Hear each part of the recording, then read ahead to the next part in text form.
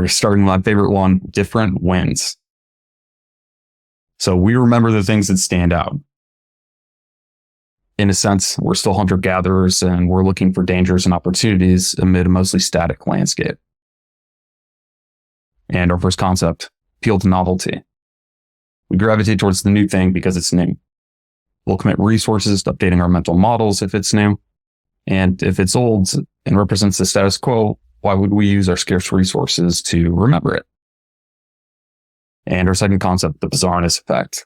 For many of the same reasons as novelty, we remember these types of things. And let's look at a few examples of these two in the wild. Old Spice is a classic one. For as long as I've been buying deodorant, this has been their play. I love this ad from Signal. It's a messaging product with privacy as a core differentiator. And it's an Instagram ad. It's jarring. It's so wildly transparent. This one is a funeral home in the height of COVID. And a B2B example. This is Linear's homepage. They sell productivity software to developers. It's a challenger brand for Jira. And this is different than any other homepage I've seen in B2B. And it's provocative.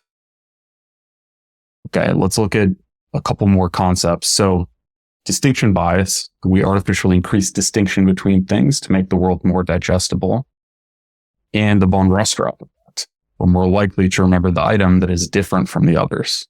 This one was named by the German scientist Hedwig von Rostrup. That's a bit of a mouthful and not very descriptive, so we're going to call that the isolation effect. So some examples of these two in the wild. I'm sure a lot of you have seen this one before, and I think it's brilliant. We've got this one, which seems like a slam dunk for ad blockers. It stands out. It's anti-advertising advertising. A legendary example from VW at a time when bigger was better, especially in cars. And a B2B example. This is Buffer's pricing page. They sell social media software to marketers. And it's the first time I've seen that on a pricing page. And the transparency is different and it stands out. And then let's close with this textbook example from Tesla. So takeaways. Resist the gravity of being one with the herd.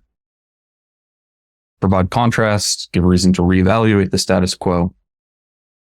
Bring something new to the table. Assume no one cares about your marketing until you give them a reason to care.